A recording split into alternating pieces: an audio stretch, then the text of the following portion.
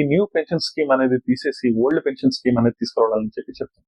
ముఖ్యంగా చెప్పాలి అంటే ఇదంతా ఒకవేళ అమలు జరిగి మళ్ళీ ఓల్డ్ పెన్షన్ స్కీమ్ వచ్చినట్లయితే దాదాపు తెలంగాణలో 3.5 లక్షల మంది ఎంప్లాయీస్ అయితే ఉన్నారు. అందులో 1,80,000 మంది అంటే 2004 ముందు రిక్రూట్ అయిన వాళ్ళు ఉన్నారు.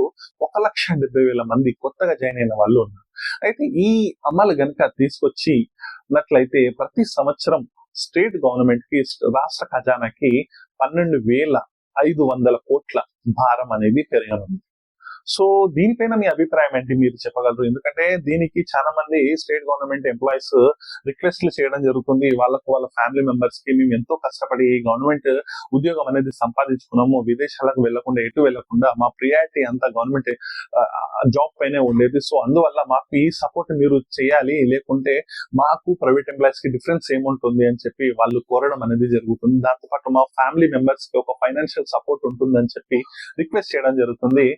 సో ఇది ఒక రకంగా కొంతమంది దీన్ని పాజిటివ్ గా తీసుకుంటున్నారు, కొంతమంది ఏంటంటే దీన్ని నెగిటివ్ గా కూడా తీసుకుంటున్నారు. ఎందుకు ఉన్న రోజులు వీళ్ళకు శాలరీ అనేది ఇచ్చారు, ఆ తర్వాత కూడా వీళ్ళకు సేమ్ 50% శాలరీ ఇవ్వడం ఏమవసరం? ఎందుకంటే దేశంలో, రాష్ట్రంలో నిరుద్యోగత అనేది, అన్ఎంప్లాయ్మెంట్ అనేది భారీగా పెరిగిపోయింది.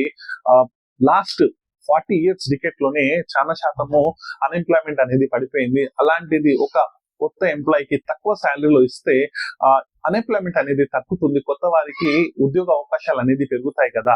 సో ఇలా ఇస్తే బాగుంటుందని చెప్పి మరికొంతమంది వాదన. దీనిపైన మీ ఒపీనియన్ ఏంటి, మీరు తెలియజేయగలరు. మీ యొక్క ఒపీనియన్స్ ని మీరు కామెంట్ రూపంలో తెలియజేయగలరు. ఈ వీడియో కనుక మీకు నచ్చినట్లయితే ప్లీజ్ లైక్, షేర్, సబ్స్క్రైబ్ చేయండి. మరి ఒక కొత్త వీడియోతో మళ్ళీ కలుసుకునే ప్రయత్నం చేద్దాం. అంతటి వరకు friends, bye bye. Thanks for watching.